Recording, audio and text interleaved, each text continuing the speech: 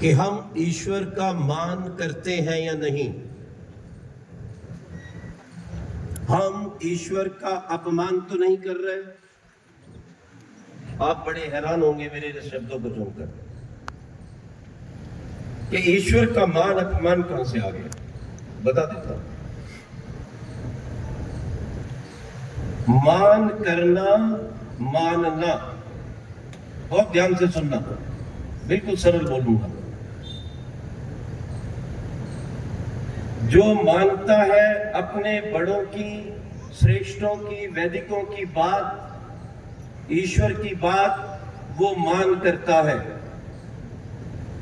जो अपने बड़ों की, श्रेष्ठों की, वैदिकों की, ईश्वर की बात को मानता नहीं, वो अपमान करता है। इसलिए मानना, अवमानना अर्थात अपमान करना। अब आर्यों और नए आए हुए लोगों जो पहली बार आए होंगे, हृदय पे हाथ रख के विचारो, क्या आप ईश्वर का मान करते हैं? जैसा मान देवदयाल ने किया और अपने जीवन का बलिदान कर दिया, लेकिन उसका मार्ग नहीं छोड़ा, किसी से नहीं डरे। क्या आप ईश्वर का मान करते हैं? क्या उसकी आज्ञा मानते हैं? कितने मानते हैं? अभी हाथ मत खड़ा करो, अभी बात और होगी। क्या आपके घरों पर दोनों काल संध्या एक समय यज्ञ होता है? 60 वर्ष के ऊपर वाले हाथ खड़े कर लें, क्या उन्होंने वानप्रस्थ लिया है?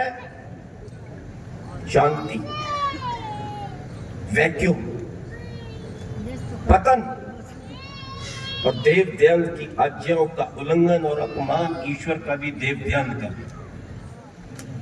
जबकि आर्यभ्युदय में ऋषिगण लिखते हैं, शाश्वत अव्रतान, जो वानप्रस्थ आदि ना ले उनको दंडित किया जाए। जैसे तृतीय समोल्लास में लिखा है, जो अपने बालकों को समय पर गुरुकुल ना भेजे उनको दंडित किया जाए। हमारी माताएं, बहनें और भजनोपदेशक कहते हैं, हे दयानंद एक बार आ जाओ। आ जाए, बुला ले। अगर आपकी इच्छा तो मैं बुला दूं। वो पूछेगा सिर पे चोटी है कि नहीं, गले में जनेऊ है कि नहीं, दैनिक यज्ञ होता है कि नहीं, अरे वानप्रस्थ लिया है कि नहीं, हर रविवार मेरी समाज में परिवार सहित आता है कि नहीं, पूछेगा। क्यों बैठे हो यहां पर? ये तुम्हारी बेटियां बिना दुपट्टे के कैसे घूम रही हैं पेंट डालकर? क्या तुम्हारे बच्चों को गायत्री का अर्थ आता है? ये देव दयानंद आके पूछेगा कि 60 वर्ष के पश्चात वानप्रस्थ लेना चाहिए या ये खोपड़ी काली कर लेनी चाहिए? विचार करो। लेकिन ये काम ऊपर से शुरू होगा, विद्वानों से शुरू होगा। मैं हर वर्ष लगभग हरिद्वार भी जाता हूं, वेदालंकार मिलते हैं और यही बात कहता हूं, डरते हैं। सारा वेद पढ़ लिया, पढ़ा दिया, लाखों रुपए कमा लिए, लेकिन वानप्रस्थ लेने को तैयार नहीं है कि थोड़ा त्याग कर दे। और बोलते रोज हैं, मेरा मुझ में कुछ नहीं, जो कुछ है सब तो तेरा तुझको सौंप दूं, क्या लागे है मोए। फिर भाषण तो बहुत बढ़िया देना आता है, लेकिन आचरण नहीं है। ध्यान रखो इस बात को। लेकिन कुछ लोग ठीक भी हैं।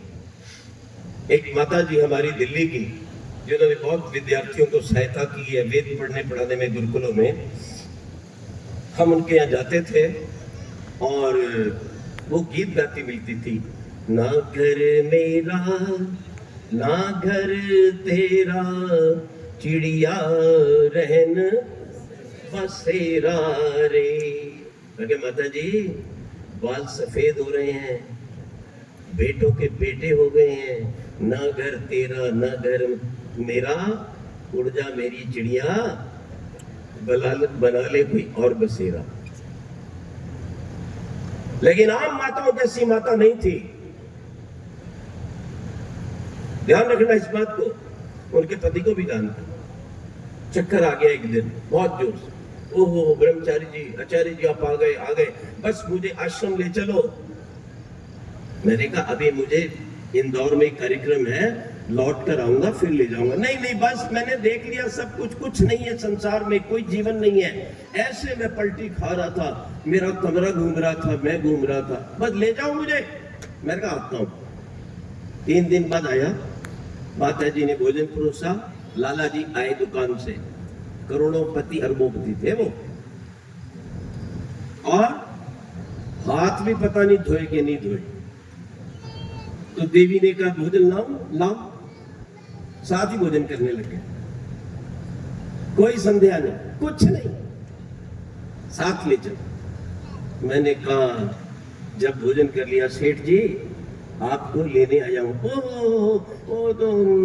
वो तो ऐसे ही कुछ निकल गया उस समय तो। अरे ये ड्रामा, दयानंद ऐसा ड्रामा चाहता था। विचार करो, दयानंद की जय हो, दयानंद की जय, वैदिक धर्म की जय, गौ माता की जय। मैं क्या लिफ्ट पे चढ़ा के छत पे बांधेगा क्या यार? अब छोटी गौएं भी आ गई, कुत्ते की बजाय उसको पाला करो। 2 लीटर दूध देती है स्वदेशी। दयानंद की जय। दयानंद को बुलाए, भूल जाओ क्या? एक दयानंद का छोटा सा चेला तो तुम्हें हजम होता नहीं, और ध्यान हजम हो जाएगा और आ गया ना तो आप क्या कहोगे? स्वामी जी महाराज किस चक्कर में पड़े हो?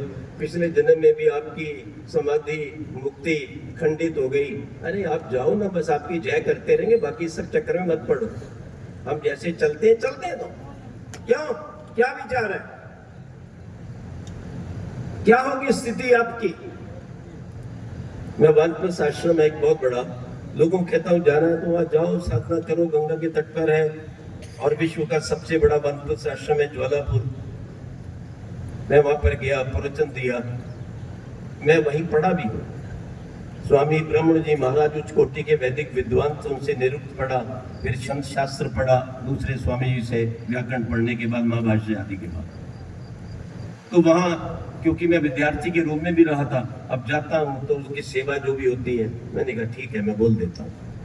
प्रातःकाल प्रवचन हुआ, प्रवचन के बाद वहाँ जो वानप्रस्थी हैं, श्रद्धालु हैं, एक कहता है मेरी कुटिया में, दूसरा कहे मेरी कुटिया में भोजन करो।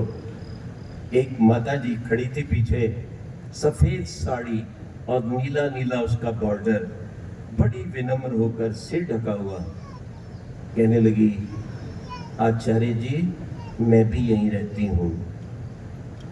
मैंने कहा सेवा बताओ। मेरी कुटिया भयानक है। जब मैंने ध्यान से देखा, ये वही करोड़ोंपति माता थी जिसको मैंने कहा था चिड़िया रैन बसेरा माँ छोड़ दे। कहती आचार्य जी आपके कहने से मैं घर बार छोड़ के अपनी साधना के लिए वानप्रस्थ में आ गई हूं। जिस बेटे पोते ने मिलना होगा यहां आके मिलेगा। इसका नाम है परिवर्तन।